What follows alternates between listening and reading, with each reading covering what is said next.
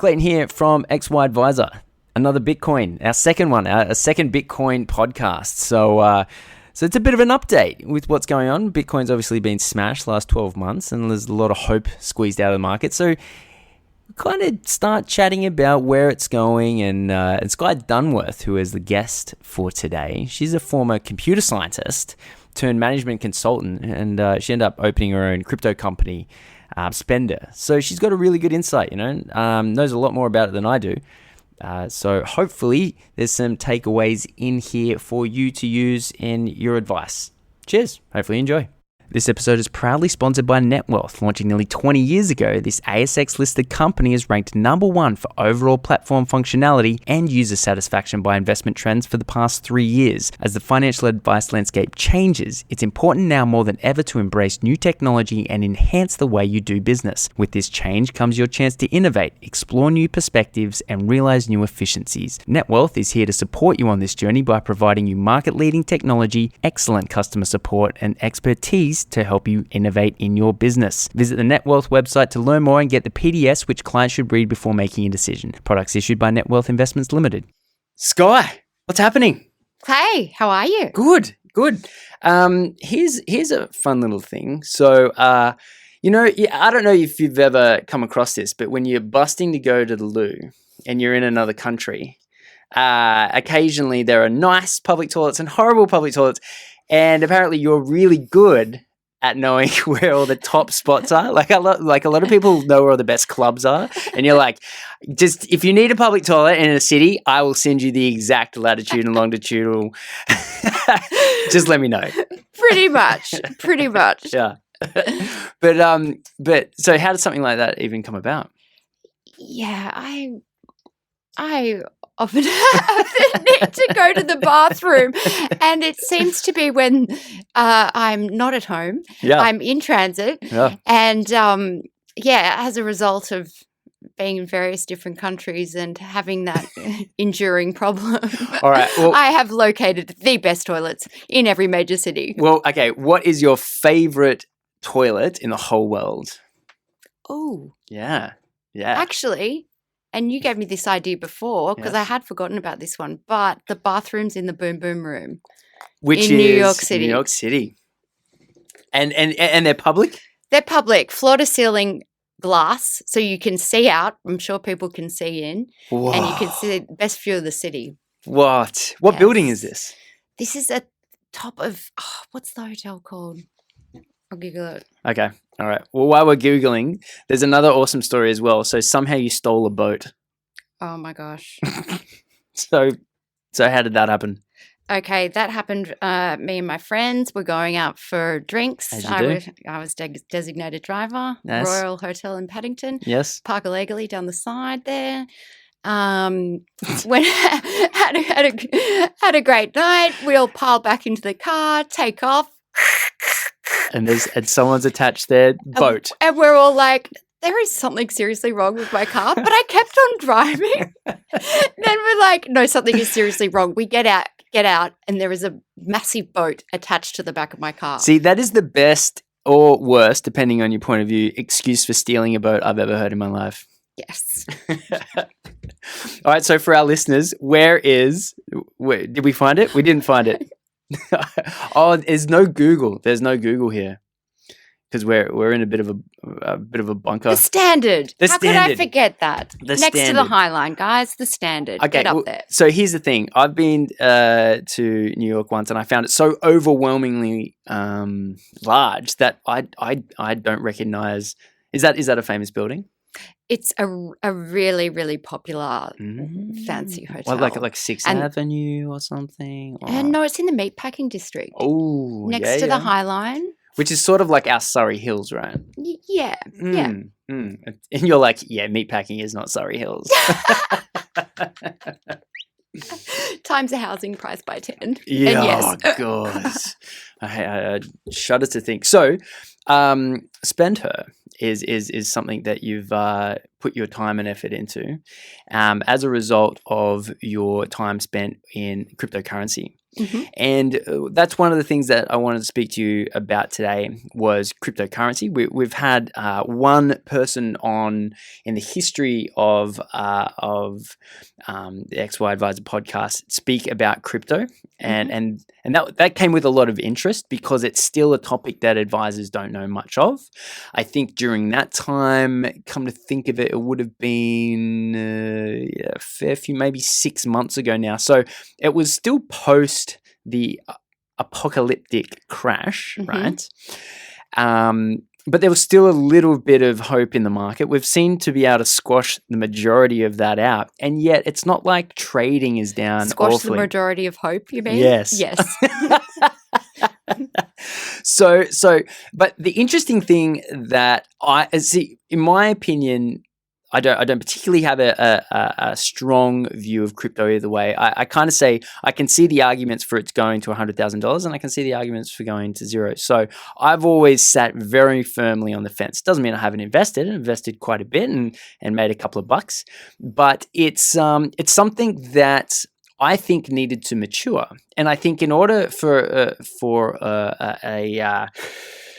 a brand new asset class. So it's not like property that's thousands of years old or money that was invented by the Lydians in bloody 600, it was either BC or AD. God, I should fix my history. But, money's been around for a long time. Property's been around for even longer. Crypto's a brand new asset. Mm-hmm. And I think pushing the hope out of it is actually a good thing, because I remember when I sold end of December, beginning of January, was because the euphoria in the market was insanity, and there was too much hope, and that's a scary thing. That scared you. That made you think, "Hey, I'm in a bubble here. Absolutely." Let's get out. Yeah. Now, I didn't think it was going to crash. I thought it would keep going, but to look at it as what it is, it's a extremely juvenile asset class. Like, that's crazy. There's only several asset classes that exist, and for a brand, wheat or commodities is one, right? I mean, like, this is a brand new asset class. It's brand new. I think it's going to stick around. If the internet and money stick around, I think cryptocurrency is going to stick around. But what I'm actually enjoying is watching boringness and killing of hope slowly filter into crypto. And I think the longer that happens, the more chance that there are, not that we're going to see another boom, but we're going to see some, and we kind of have seen stability since the, it's been on a stable decline, but it's still somewhat stable. You're right. It's kind of going, it's almost boring. Yeah, it's getting boring. And that actually gives me hope that this won't be a flash in the pan.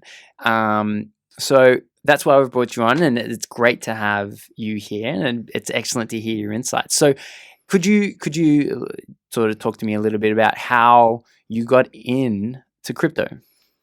Yes. Well, my family is very much into it. My brother's got a crypto startup in San Francisco.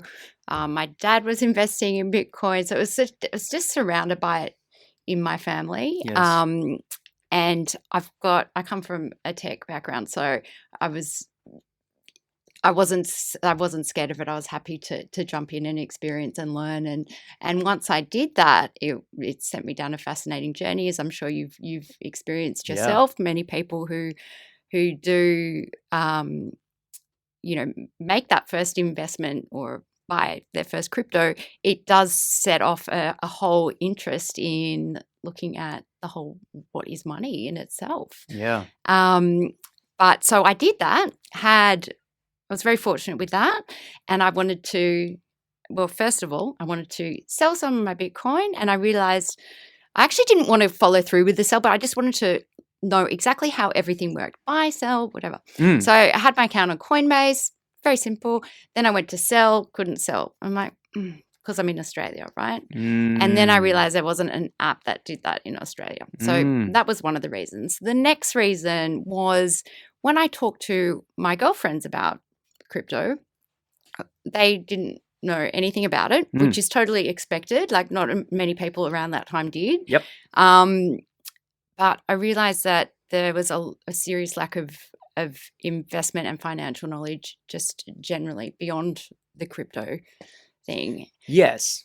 Yeah. And so I've got so that was one of the reasons I created Spender, to appeal to a broader audience, to make it very accessible, very approachable. I try and focus a lot on the education piece. Awesome. So yes, I've got an app. Yes, I provide the technology. But on top of that, I really love educating in the space. Let's talk about, and I think this is an important topic for anyone that talks about crypto. I think, would it be okay just to spend a little bit of time on your background and on your qualifications? And because I think it interests people when they know that the people that are talking about it actually have, a bit more of an idea of what's going on beyond cryptocurrency. So can you share with us some of your background? Yes, actually, that is a really good point. And it's something in this industry that we suffer from because no one has any idea when they first get into it. They believe that if someone knows a little bit more than them, then they're an expert. And so there is so much false information and things like that. So my background is in computer science. Then I went to work at Deloitte in business management consulting for like all the big banks and investment firms. Wow. That's my background. Yeah. Which puts you at, I would imagine, if you're a computer scientist turned management consultant, it gives you somewhat of a head start in crypto, I would imagine. Yeah, it does. It does, especially like in terms of understanding like the banking system and things like that, and the solution that crypto can potentially provide to those flaws currently that exist. And so where do you see crypto operating in the world today? Like what problems do you see it solving, I guess is the right way to frame that question. Okay, for you and me, they would be like very, very simple examples. It's like, okay, would I prefer to, if I'm here in Sydney, you're in San Francisco, would I prefer to give my money to Citibank and for Citibank to give it to you and charge a fee for it, and for it to take 5 days and you can't see where it is during that 5 days? If it gets there in 5 days, might take a week and it costs me $30. Yes. Or would I prefer to transfer that from me to you within 10 minutes for 8 cents? Yeah. And this is only something I've noticed recently is people like PayPal, people like Patreon, these companies that can take money from one place and give it to another are starting to control who gets that money, right? So PayPal now can arbitrarily shut down someone's account. If someone breaks one of the terms and conditions of PayPal, right? PayPal can shut down that person from receiving income. That's insane. Now, the more we move to a cashless society, and the more that we depend on funnels of money, delivering it to sort of independent, sovereign individuals around the world, we're now having to double check that the company that is providing us with this money will allow us to take the money. Yeah. How insane is that? For any reason whatsoever, that blows my mind, because that could turn on you or me tomorrow like that. Okay, right. So exactly. I have, through my cryptocurrency business journey, had my bank shut down. So no control over, large amounts of crazy, my right? own personal funds even. Yeah, which blows my mind. Control. So cryptocurrency in a lot of ways, like, because, I'm not an ultra libertarian, but I definitely, some of the things appeal to me, and certainly the ability to get paid regardless of what my opinion is or what I Yeah. say about anything should ever become into consideration. So if there's cash, I can pay you money.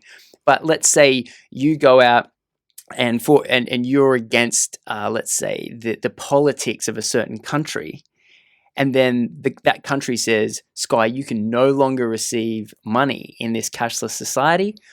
That turns into this crazy big brother social engineering, communist-esque regime, which that's not even a conspiracy theory. This is already happening. So you've got, on one hand, we're turning into a cashless society, and on the other, you've got these large companies deciding who can and can't receive money. That is extremely draconian. Yes, it's really scary, and it's like when that's the money side of it. Then you've got the data, like centralization. That's why I love crypto so much. So beyond the money system stuff, you've got decentralized systems of email, of spreadsheets, just simple examples. Instead of Google for everything, Yes. you've got distributed applications. Let's talk a little bit about your entrepreneurial journey, because like I think every journey of an entrepreneur sucks. That's what I think. I think it sucks. Being an entrepreneur really is difficult, and you go through one challenge and then literally you just get slapped in the face with another as you're still recovering from the last one. It's like being on the other end of a Conor McGregor fight. Between when I jumped on the train to come here from my dentist appointment to come here, I got 3 bits of information that all sucked. And I just went, and as an entrepreneur, and I'm sure you've experienced this, you just have to somehow continue. You just have to keep going, and everything is a learning experience. And you're exactly right. It is like constantly you're on a high from getting through one problem, and then boom. Absolutely. Another one, but it's so liberating, isn't it? Yes. It's so liberating. When she can duck and weave, bit of a hit back to old Conor McGregor, bit of money Floyd right there, getting back, and it feels so good. It does. It does, and I've learned a lot along the way. You've been doing this a lot longer than I have, but in my short experience, I have learned a lot. You get, like, for example, when you're raising money, for example, and you have to, you're presenting your startup to lots of different investors with lots of different viewpoints. Yeah. So in the beginning, I was like sort of trying to, talk to the needs of everyone pretty much. Yeah. And so along that journey, I realized, hang on a second, I'm just staying focused. It actually, like, through that confusion of almost trying to please everybody, I became really clear on what my vision is. And it's like, I'm so confident when I talk to investors now, because if they're not on board with like where I want to go, yes, I want feedback. Love that. I'm very collaborative, but it just helped me be really clear on my vision. And and then you've obviously got a desire to work with women in particular. Now, I'm sure if a bloke was to ever download the app and to get involved, you're not going to kick him off the platform. But talk to me about this education, especially to females. Talk to me about not so much where that comes from, because that's kind of self-evident, but like why is that something that you care about? Okay, so yes, we're definitely friendly to all. Actually, 70% of my users are male. All right. Yeah. Spend her, I'm in. The women thing, I just found, so less than 8% of crypto investors are female. Well, if you're at 30, that puts you hugely ahead of the market then. Yeah. Like 30% are female. Yeah. Did you say yes? So 70% of men. Yeah. Yeah. So 30% females, which puts you insanely ahead Yes. of the broader market. Yeah. And I just feel like we are, as you were saying earlier, this is an emerging asset class, and like markets, like the creation of the stock market and things, pretty much any market or industry, the people that benefit the most are going to be the market and industry creators themselves. Yeah. So if more females are involved in the process, I think we'll get the most benefit. I also find, and this is just the way the world has worked, I feel like finance hasn't necessarily connected with women very well, at least from my experience and from the experience of the girls that I talk to. Yep. So I just want to flip that script a little bit, because finance crypto can actually be really empowering, really interesting, really fun. And that's like, I'm just trying to change that narrative. Yeah. Yeah. The other thing is it's almost twice as important for females to get interested about their money, because of the whole superannuation. We end up with half the superannuation of men, and that is, basically because we do take more time out of work. Absolutely. We're not actually working to make the money because we might be raising family, etc. Yes. So it's sort of more important that we talk to females. Well, my partner she's on an employee share scheme at her work, but except for that, the only optional investments that she's ever done in her life is cryptocurrency. Love it. Love it. Yeah. And the amount that she has learnt is insane. So as a computer scientist, I have no doubt that you've gone into the tech. So do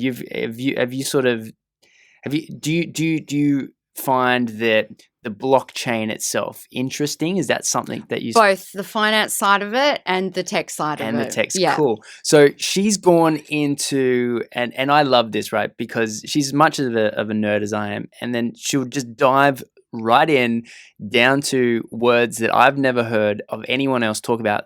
Things like nonce. Yes. There are these nonce. The nonce. Right? There are these nonce numbers which do something and that plugs into something else. And she can come and just explain the whole thing to me. And I will say that has all come about through cryptocurrency. And it sets off that curiosity to engage, and that leads. It does. To and I work in finance, and she's never cared about it, right? And then something called cryptocurrency comes along, and she goes, "Well, I want to get in on that." Like that I find that really interesting. So I think your premise is correct.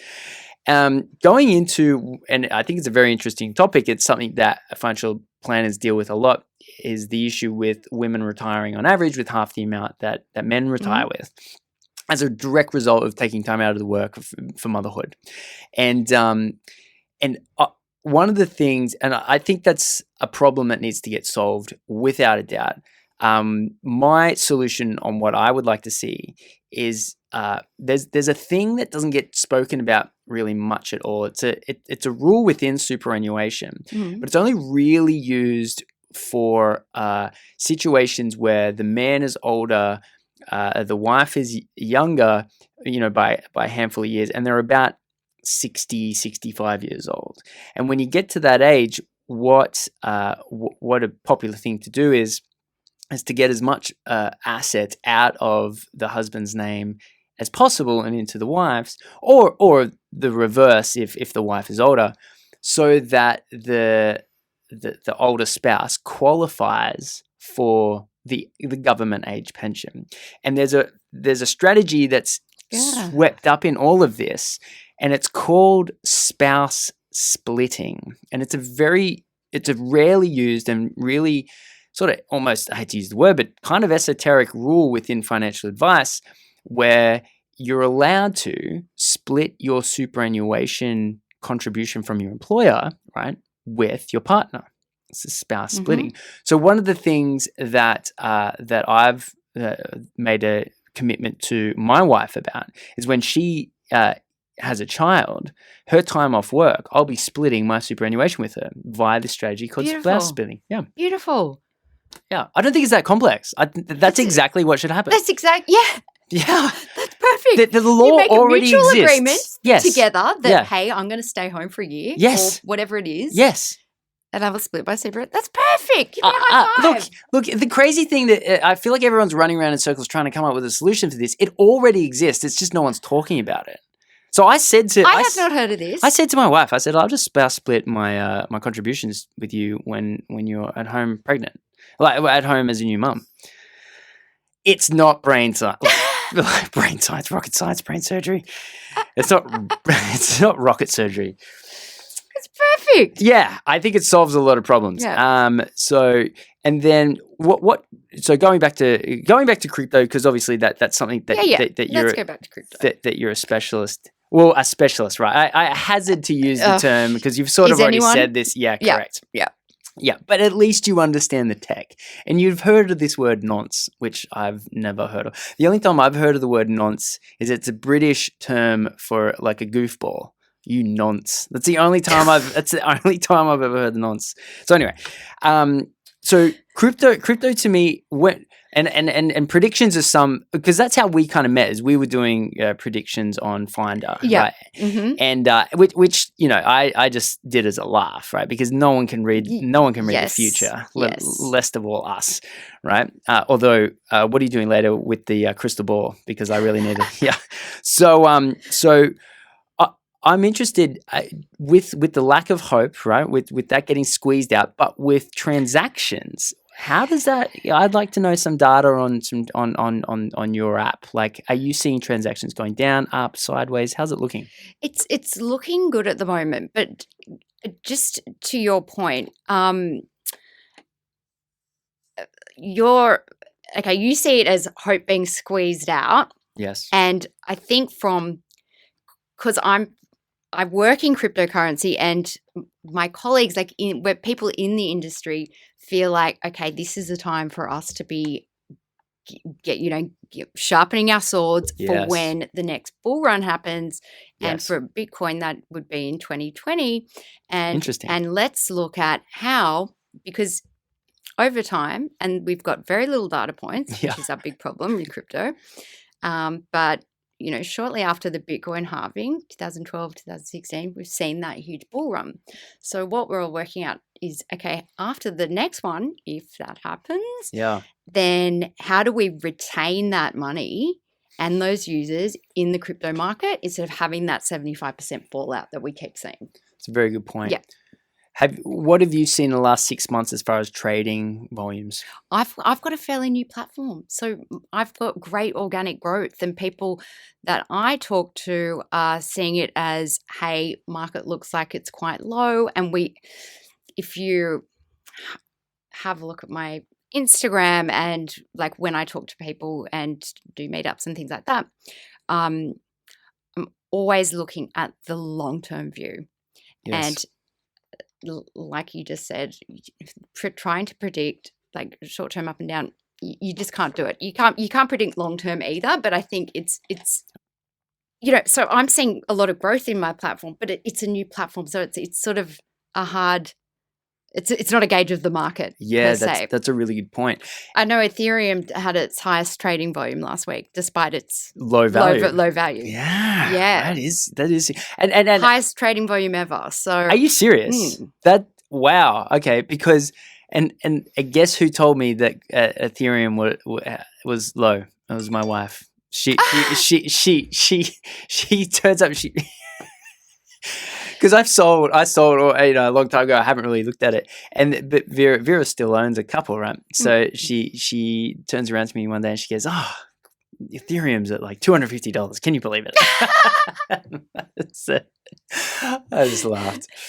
Yeah, I swear, crypto has the power to engage the most anti-finance person. Yeah, I think if they take that plunge, and I'm not talking, hey, I'm going to drop $5,000. I'm talking, hey, I'll buy $10. Yeah, wow, the power of when you download your wallet, buy $10, $50, whatever it is. Yes, and if you see it, send it to someone or try and sell it, and you get that money back. That whole experience, I found when I did it for the first time, mind-blowing. You know what it might be? I haven't even considered this. Because no one's really an expert, you don't feel so far out of the loop.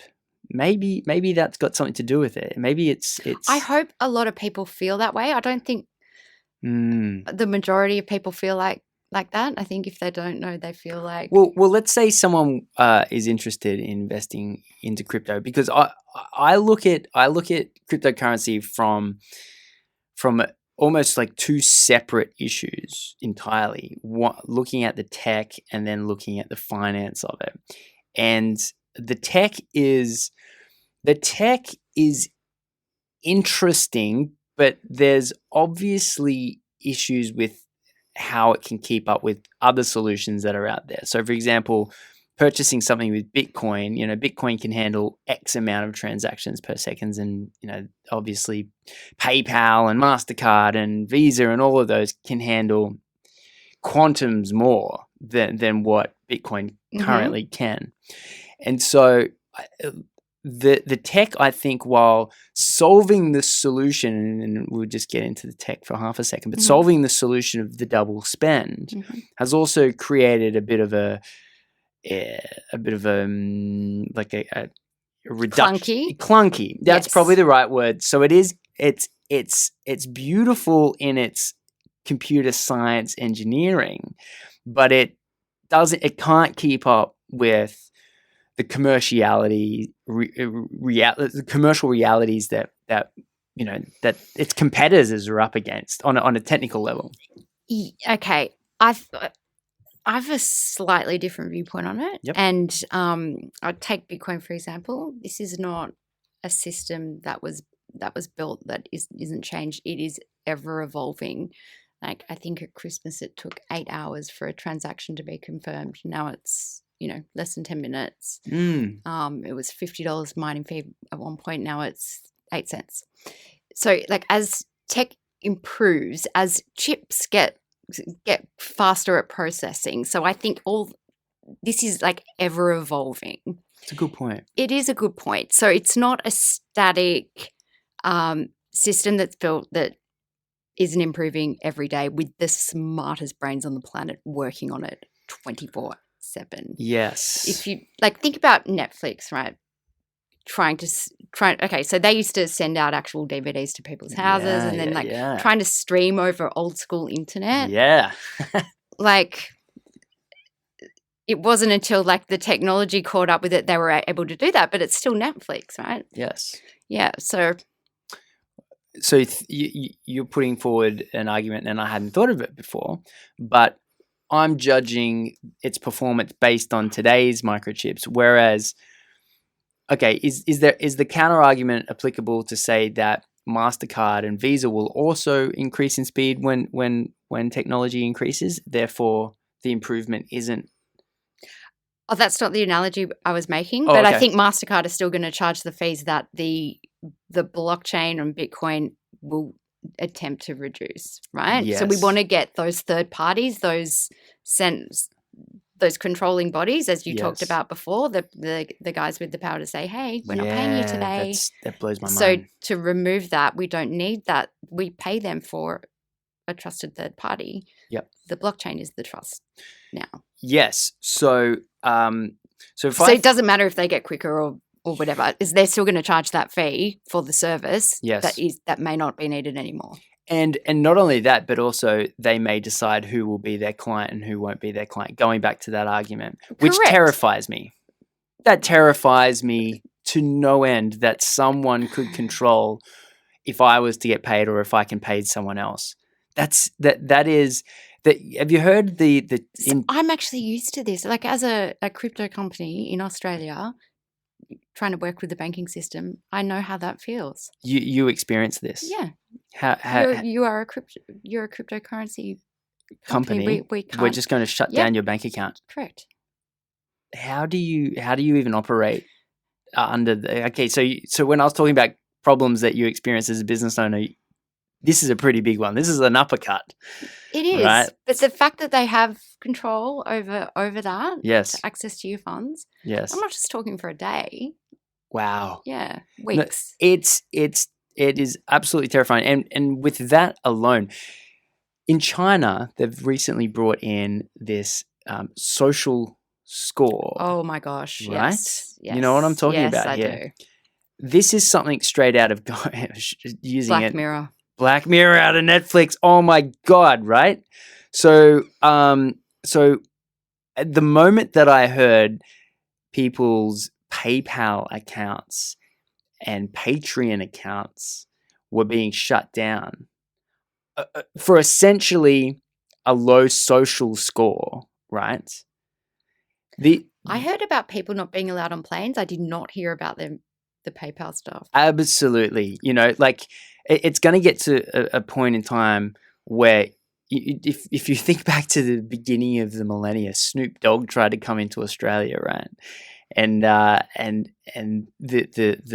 border guards had a problem with that. And Snoop Dogg, he may say some things that you don't agree with. You may disagree with his worldview, but unless he's a danger to a country, then he should be allowed in, even if he's said some things that the border patrol disagree with. But that's one thing. That is one person flying in a plane one time. But imagine if everyone shut down Snoop Dogg's bank accounts, and so suddenly he wasn't able to get any of his money out. That's a much bigger problem, and yet that is now the world that we're entering into. And I think because Bitcoin and other cryptocurrencies value, essentially, from what I can gather, I don't think so for example, no matter how good the tech is, I don't think it has, as my personal opinion, has any weight on the value of a cryptocurrency. I think, in my opinion, the only value of a cryptocurrency comes from the very simple economic term demand and supply. Like that. That's it. Mining, I always think of the lowest point. Well, is always zero, but would be the cost of the mining of the Bitcoin. Otherwise, no one would bother doing it. Yeah. But supply and demand. Look at that. Limited supply, going to 21 million. With Bitcoin specifically. We've got 17 million mined already. Yep. What are your thoughts on that? Well, because it can be fractionalized down to, I don't know how many zeros, down to one Satoshi. Yes. I don't know how many zeros is there. I think let's operate in a world for a moment where the 50% chance that I think Bitcoin can go to 100,000 happens, right? Yeah. So then everyone's carrying around a couple of... So you're thinking 100,000, I'm thinking million. Wow, okay, so undoubtedly it can blow out of proportion.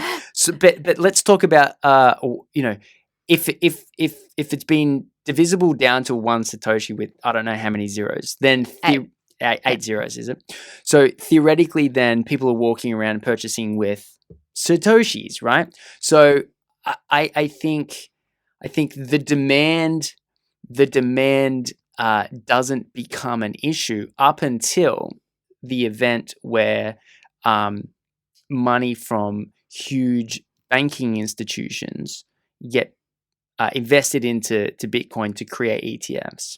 So if that was to ever happen, so you would see millions and billions being thrown into it, I think that's when demand and supply would get blown out of proportion. But then there might be a way to get around that. So if they were to create a synthetic ETF, so not actually purchasing futures. Yeah. So therefore it doesn't have that effect. So okay, let's operate in a world where the SEC or the ASIC of the world say you can create synthetics but not real. So they're not allowed to purchase the actual Bitcoins. And then there's 21 million times 8 decimal points, right? It's quite a lot, right? And then value can go up and down. So I think value and demand, like supply and demand, is a great indicator of value in crypto. And to the point that I was to summarize, I think the more that our society goes to a position where control is being put onto who can receive money and who can't, demand to use a currency outside of that system that can be controlled goes up. And so if we look at trend lines, control on money is increasing, desire for it outside of that control will increase, and then supply and demand. Hey, that's very clever. So you're talking about two different things happening in two different parts of the world. Like essentially, you've got like institutional money coming in, and then you've got the countries that are suffering with currency issues, like Turkey, Venezuela, that are jumping to Bitcoin and creating that mass adoption. Absolutely. And I think my whole desire to speak to people like yourself is the fact that no one in the financial advice world is really having these conversations. So I think that they're valuable for people who are still maybe another decade away from ever investing or putting their clients in it. Yes. But it is still a super valuable piece of information to get their head around. Yeah, and that's why I love talking to financial advisors. I love talking to them about crypto. I love learning from them about how, they're advising their clients. Everything I say here, by the way, is not financial advice. Definitely not. But it has become, one of the favorite parts of what I do with Spender. So I've got a couple of different types of customers, and those are, like, I deal with some financial advisors, and then they will deal with me on behalf of their clients for SMSFs and those. And just talking with them about or how they frame it with their clients, which I guess is relevant for the listeners of this show potentially, is how we look at risk and the portfolio construction. And like especially in today's market, and Clay, you'd know more about this than me, but with property potentially having peaked, looking like it's coming down, stock market not sure, credit crunch, it's pretty hard to work out with conviction where to put your clients' money. So we talk about how to lower risk by having skin in the game of a very small portion of your portfolio, which is like 2%. So 50% chance you lose the 2%. Yeah. Which is like a bad day in the stock market, really. Yeah. And then, on the flip side of that, that 2% of your portfolio could end up being 60% of your asset base. Yeah, it's crazy to think, like it's crazy. When I listen to tech guys talk about the price, they always think it's astronomical. And when I hear finance guys talk about the price, they're obviously a lot more reserved on their interpretations. So look, I'm excited to continue these conversations, and I'm super interested to see where crypto unfolds. So would you consider yourself sort of big in networking in this space, or like, let's say there's people that want to reach out to you and learn more and maybe start? Yes, I love that. Yeah? I love that. I am an absolute open book. As I said before, I'm really passionate about talking about this, spreading the word, helping people understand, like, using simple language with it. I might not have done that on this podcast but in one-on-one, I'm quite good at breaking it down into really simple to understand language. Yeah. I call it internet money. I think that's it simplifies it. Like when I realized it was internet money, I said, okay, it's actually not going anywhere. If internet's not going anywhere and money's not going anywhere, internet money is definitely not going anywhere. So correct. That's how I think of it. And as long as I want to transfer money across the world instantly without using a bank. Yeah. And then and what's your website, or how do people Okay, the app is called Spender Invest, SPENDHER. Yep. And my website is spender.com. And you can follow me on Instagram @Spender. Do you have a Twitter as well? No. Yeah, Twitter's. Do you know what? I do have a Twitter. I struggle with Twitter. I just haven't got in there. It's just like so much social media. Yeah. Yeah. apparently Twitter only has a 5% high user base, which is easily the lowest out of any social media platform. I just don't get it. We've really struggled with the XY Advisor Twitter account. We don't know what to do with it. Currently, we just promote the podcast or events that we have. At least you're doing something. At least we're doing something, but it's we just don't get it. We've considered maybe doing jokes, like. That's cute. Yeah. Topical jokes about the Royal Commission as things unfold, and then we can sort of make a joke about it, but it didn't quite fit because we're not just casual, we're also professional and casual. That's the XY brand. So it didn't quite fit the brand, and we completely. So yeah, I'm glad. So Spender has Instagram account, Facebook, or anything else? Yep, Facebook. Yep. But yeah, I do a lot of my stuff through Instagram. Awesome. Yeah. Well, look, it's amazing to have a computer scientist turned management consultant and now startup entrepreneur on this podcast to talk about crypto. And thank you very much, Skye. Thank you, Clay. Cheers. Cheers.